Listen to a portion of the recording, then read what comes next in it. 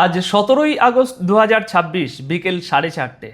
আর আজ এমন একটা কাগজের মেয়াদ শেষ হচ্ছে যেটা সই হওয়ার দিন বলা হয়েছিল এটাই 6 মাসের যুদ্ধ থামিয়ে দেবে। 17ই জুন ইসলামাবাদে আমেরিকা আর ইরানের মধ্যে যে 14 দফার সমঝোতাপত্র সই হয়েছিল তার 60 দিনের মেয়াদ আজ ফুরোচ্ছে। দুই পক্ষের একজনও এটা বাড়ানোর কথা বলছে না, কিন্তু কাগজের চেয়ে অনেক জোরে কথা বলছে গত সপ্তাহান্তের একটা সংখ্যা।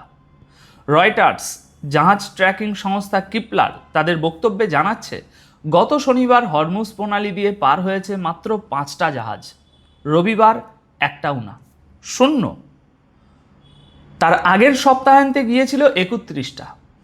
আর ঠিক এই দিনেই আমেরিকার প্রেসিডেন্ট ডোনাল্ড ট্রাম্প তার নিজের সোশ্যাল মিডিয়ায় লিখেছেন মধ্যপ্রাচ্য নাকি একজোট হচ্ছে।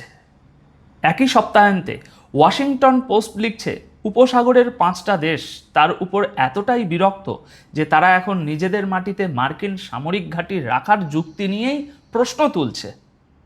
দুটো খবর একই দিনের, কিন্তু একসঙ্গে রাখলে যে ছবিটা দাঁড়ায় সেটা একেবারে অন্য কথা বলছে। তাহলে দর্শক বন্ধুরা, আজকের প্রশ্নগুলো কি কি? চুক্তির মেয়াদ শেষ হচ্ছে নাকি চুক্তিটা আসলে 2 মাস আগেই মরে গিয়েছিল?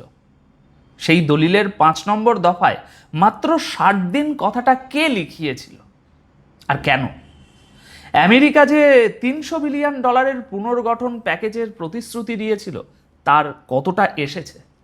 ওয়াল স্ট্রিট জার্নাল যে রিপোর্ট করছে ইরান একটা আরব দেশের বিরুদ্ধে স্থল অভিযানের বিকল্প খোলা রেখেছে, সেই দেশটা কেন এখনো একটাও শব্দ বলেনি? সৌদি আরবের তেলের জাহাজগুলো নিজেদের অবস্থান জানানোর যন্ত্র বন্ধ করে দিচ্ছে কেন? আর সবচেয়ে বড় প্রশ্ন, ট্রাম্প যে চুক্তিটার প্রশংসা করছেন সেটা কি আসলে তার নিজের ব্যর্থতার রসিদ? সবগুলোর উত্তর আছে আজকের এই ভিডিওতে। স্বাগতম দর্শক বন্ধুরা, আমি অনুপ বিশ্বাস আর আপনারা দেখছেন এটাই রিয়ালিটি। গত সপ্তাহে ঠিক এই জায়গাতেই আমরা প্রশ্ন তুলেছিলাম, হরমুজ কি সত্যি খুলবে নাকি অবরোধ চলতেই থাকবে? আজ সেই প্রশ্নের একটা পরিষ্কার উত্তর পাওয়া গেল। আর উত্তরটা যারা এই চুক্তিটা লিখেছিলেন তাদের জন্য সুখের নয়। চলুন গল্পটা শুরু থেকে সাজাই। আমাদের গল্প শুরু হয় 17ই জুন থেকে। সেদিন ইসলামাবাদে পাকিস্তানের আয়োজনে উচ্চ পর্যায়ের বৈঠকের পর ট্রাম্প আর ইরানের প্রেসিডেন্ট মাসুদ পেজিশিয়ান 14 দফার একটা সমঝোতাপত্রে সই করেন। আল জাজিরা সেদিনই একজন মার্কিন কর্মকর্তার পড়ে শোনানো পুরো টেক্সট প্রকাশ করে দিয়েছিল। কাগজে আমেরিকা কী কী দিতে রাজি হয়েছিল শুনুন। 30 দিনের মধ্যে নৌ অবরোধ সম্পূর্ণ তুলে নেওয়া, সব ধরনের নিষেধাজ্ঞা বাতিল করা, জাতিসংঘের ধরে ইরানের আটকে রাখা টাকা ছেড়ে দেওয়া, তেল রপ্তানির উপর ছাড়পত্র দেওয়া, আর অন্তত $300 বিলিয়ন একটা পুনর্গঠন প্যাকেজ।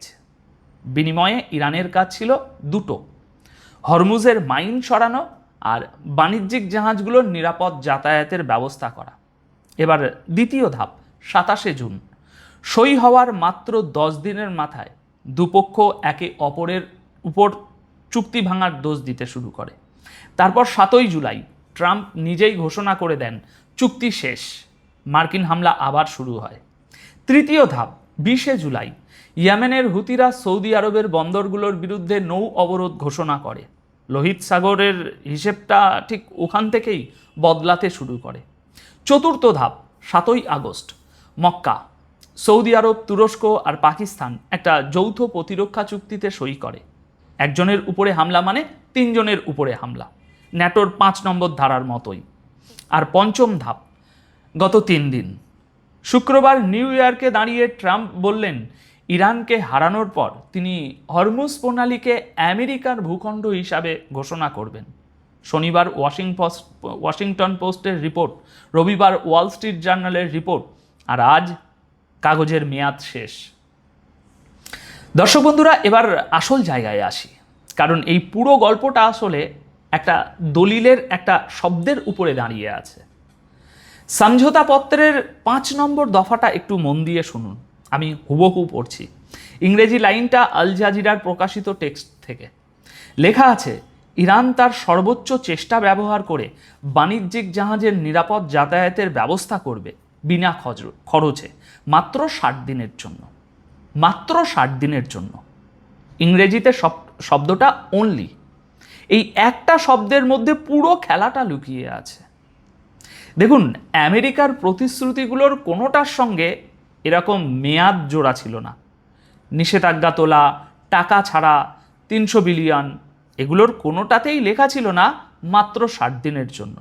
ওগুলো ছিল স্থায়ী প্রতিশ্রুতি। কিন্তু ইরান যে জিনিসটা দিয়েছিল, জাহাজের নিরাপদ যাতায়াত, সেটার গায়ে সই হওয়ার দিনই মৃত্যুর তারিখ লেখা হয়ে গিয়েছিল। সহজ ভাষায় বললে, ইরান 60 দিনের একটা ভাড়া দিয়েছিল, বাড়িটা বিক্রি করেনি। আর ঠিক এখানেই একটা অসঙ্গতি আসছে।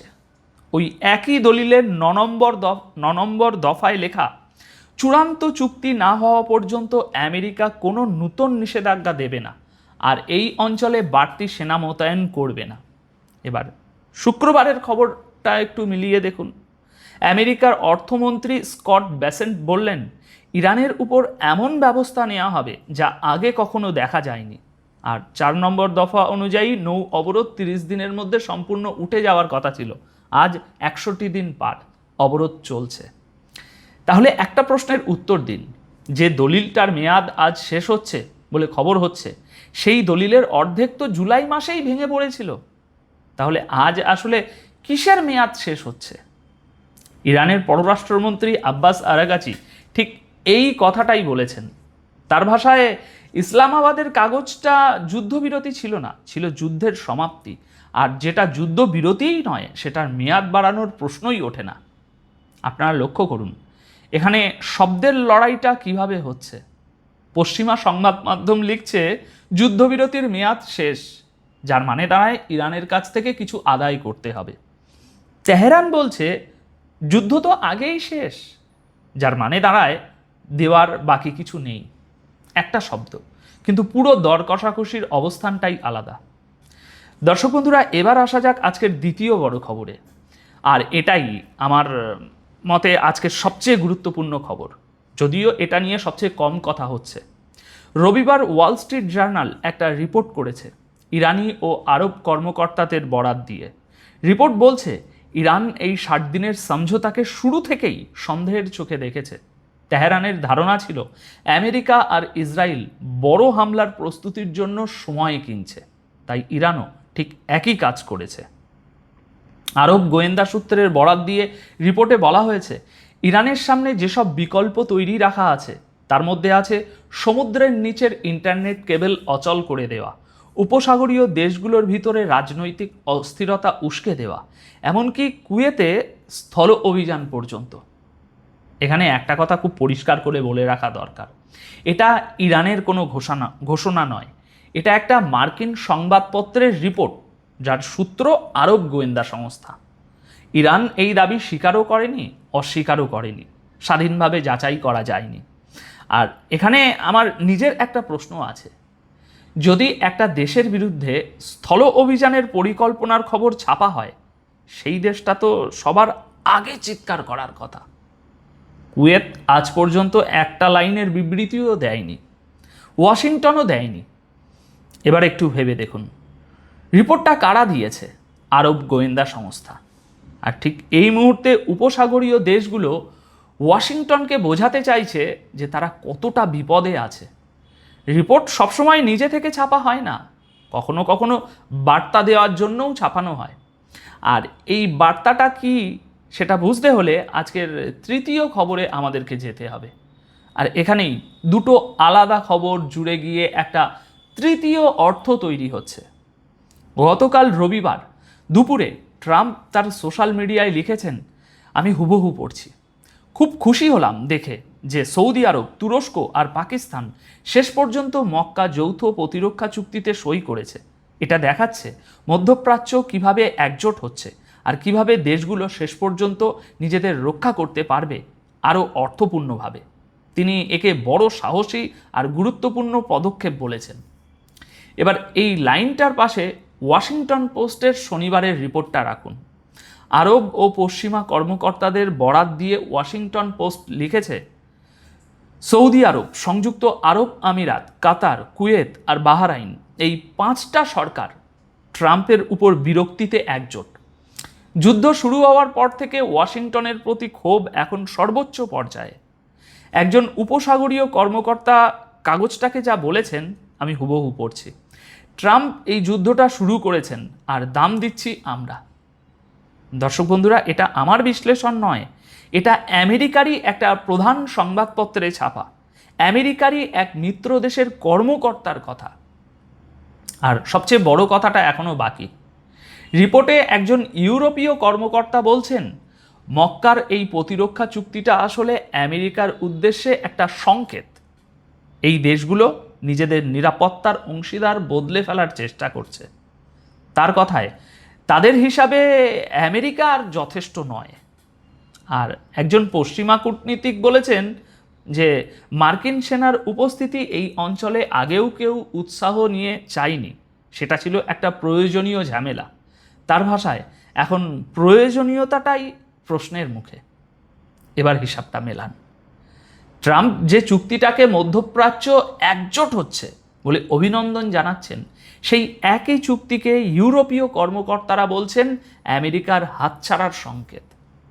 একটু ভেবে দেখুন, ট্রাম্প যে 3টে দেশের নাম নিয়েছেন তার মধ্যে তুরস্ক ভৌগোলিকভাবে ইউরেশিয়ায় আর পাকিস্তান দক্ষিণ এশিয়ায়, মধ্যপ্রাচ্যে পড়ে একটাই সৌদি আরব। তাহলে মধ্যপ্রাচ্য একজোট হচ্ছে, কথাটার আসল মানে কি? আমার হিসাবে মানে এটা একটাই, ওয়াশিংটন এখন চাইছে এই দেশগুলো নিজেদের নিরাপত্তার দায়িত্ব নিজেরাই নিক। আর 4 আগস্ট আমরা এই চ্যানেলেই বলেছিলাম মক্কার চুক্তিটা আসলে ইরানের বিরুদ্ধে নয়। আজ ওয়াশিংটন পোস্টের রিপোর্টে সেই কথাটারই সমর্থন পাওয়া গেল।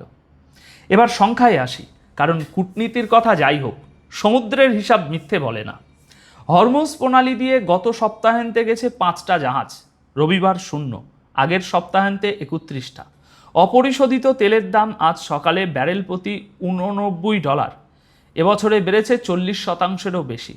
ইরানের উপপররাষ্ট্রমন্ত্রী কাজিম গারিবাবাদি শনিবার লিখেছেন প্রণালী খোলা আর বন্ধ হবে শুধু ইরানের নির্দেশে। তার কথায় যতদিন আপনারা পরাজয়ের বাস্তবতা মেনে না নিচ্ছেন ততদিন ইরান অবরোধ চালিয়ে যাবে। আর ওদিকে শুক্রবার ট্রাম্প আমেরিকান নাগরিকদের বলেছেন পেট্রোলের একটু বেশি দাম মেনে নিতে হবে, মেনে নিন, কোনো কিছু করার নেই, এমনটাই বলেছে। এখানে একটা জিনিস বুঝতে হবে, সমুদ্র খালি অথচ তেল কিন্তু বেরোচ্ছে। ব্লুমবার্গের তথ্য বলছে চলতি মাসের এক শুক্রবারে উপসাগর থেকে বেরিয়েছে 84 লক্ষ ব্যারেলেরও বেশি তেল। যুদ্ধ শুরুর পর সবচেয়ে বেশি দিনগুলোর একটা, কিন্তু বেশিরভাগই গেছে ট্রান্সপন্ডার বন্ধ করে। মানে জাহাজ চলছে, শুধু কেউ দেখতে পাচ্ছে না। আর এখান থেকেই আজকের 4র্থ খবরে ঢুকি। সৌদি আরবের তেলের জাহাজগুলো এখন অন্ধকারে চলছে, চোখ বন্ধ করে চলছে। ব্লুমবার্গ ও আরব উপসাগরীয় বাণিজ্য বিশ্লেষণ সংস্থার রিপোর্ট বলছে লোহিত সাগরে সৌদি আরবের প্রধান রপ্তানি বন্দর ইয়ানবু থেকে তেল বোঝাই করা জাহাজগুলো এখন নিজেদের অবস্থান জানানোর ব্যবস্থা মানে AIS সিগন্যাল বন্ধ করে দিচ্ছে। AIS জিনিসটা সহজ ভাষায় জাহাজের নিজের পরিচয়পত্র, কোথায় আছি, কোথায় যাচ্ছি, সেটা সে নিজেই সবাইকে জানায়। সেই পরিচয়পত্র এখন বন্ধ। দর্শক বন্ধুরা, এবার আর একটা কথা যেটা গতকাল রাতে ইরানের সরকারি টেলিভিশন IRIB-তে বলা হয়েছে। ইরানের পার্লামেন্টের স্পিকার মোহাম্মদ বাকের গালিবাফ দাবি করেছেন আমেরিকা ইরানের বিরুদ্ধে যত গোলাবারুদ এ পর্যন্ত ব্যবহার করেছে তা ভিয়েতনাম যুদ্ধে ব্যবহৃত পরিণামের চেয়েও বেশি। এটা একটা দাবি, ইরানের সরকারি সংবাদ মাধ্যমে প্রচারিত, আর পেন্টাগন এখনও এর কোনো জবাব দেয়নি। কিন্তু গালিবাফ এর পরে যা বলেছেন সেটা বেশি গুরুত্বপূর্ণ। তিনি বলেছেন ইরান এমন একটা প্রতিরোধ বিন্দুতে ইরানকে পৌঁছাতে হবে যাতে যুদ্ধ আর শান্তির এই চক্করে বারবার আটকে না পড়তে হয়। ডিটারেন্স বা প্রতিরোধ শব্দটার সহজ মানে হলো শত্রুকে হামলা করা থেকে আটকে রাখা। মানে গালিবাফ বলছেন ইরানকে এমন জায়গায় পৌঁছাতে হবে যেখানে হামলার কথা ভাবতেও কেউ কয়েকবার ভাববে। আর আপনারা মনে রাখুন, এই একই স্পিকার গত শনিবারই বলেছেন ইরান এই যুদ্ধে সামরিক ও রাজনৈতিক দুই দিক থেকেই জয়ী হয়েছে। এখন সব কিছু এক জায়গায় রাখলে ছবিটা এই দাঁড়াচ্ছে। ওয়াশিংটন কাগজে যা দেওয়ার কথা ছিল তার বেশিরভাগই দেয়নি। তেহরান যেটুকু দিয়েছিল তার গায়ে প্রথম দিন থেকেই মেয়াদ লেখা ছিল। আর এই 2 মাসে উপসাগরীয় দেশগুলো একটা সিদ্ধান্তে পৌঁছে গেছে। নিজেদের নিরাপত্তার জন্য শুধু আমেরিকার উপর ভরসা করা আর চলবে না। এখান থেকে সামনে 2টো রাস্তা খোলা আছে। প্রথম রাস্তা, ওমানের হাত ধরে একটা কারিগরি সমাধান। আরাগাজি বলেছেন, হরমুজের নতুন নৌপথ নিয়ে ওমানের সঙ্গে আলোচনা শেষ পর্যায়ে, কিন্তু সঙ্গে তিনি এটাও বলেছেন এতে প্রণালী খুলে যাবে না, খোলা নির্ভর করছে অন্য শর্তগুলো মানার উপর। এই রাস্তায় জাহাজ চলবে, কিন্তু নিয়ন্ত্রণ থাকবে তেহরানের হাতে। দ্বিতীয় রাস্তা, যেটা এই মুহূর্তে চলছে, না যুদ্ধ না শান্তি। কাগজ নেই, আলোচনা নেই, কিন্তু প্রতিদিন কিছু না কিছু ঘটছে। এক্সপার্টদের মতে এই সমাধান হবে সম্ভবত মার্কিন মধ্যবর্তী নির্বাচনের পরে, যখন ভোটের উপর প্রভাব কম পড়বে। আর একটা প্রশ্নের উত্তর আজও পাওয়া গেল না। $300 বিলিয়ন সেই পুনর্গঠন প্যাকেজটার কি হলো? কাগজে সংখ্যাটা আজও লেখা আছে, বাস্তবে আজ পর্যন্ত একটা ডলারও যায়নি। এই সুতোটা আমরা ছাড়ছি না। এবার আপনাদের কাছে আমার প্রশ্ন, আপনার বিচারে আজ যেটা শেষ হলো সেটা কি একটা চুক্তির মেয়াদ, নাকি উপসাগরে আমেরিকার নিরাপত্তা ছাতার যুগ? আপনার মতামত কমেন্টে অবশ্যই জানাবেন। ভিডিওটি শেষ পর্যন্ত দেখার জন্য অসংখ্য ধন্যবাদ। ভালো থাকবেন, সুস্থ থাকবেন।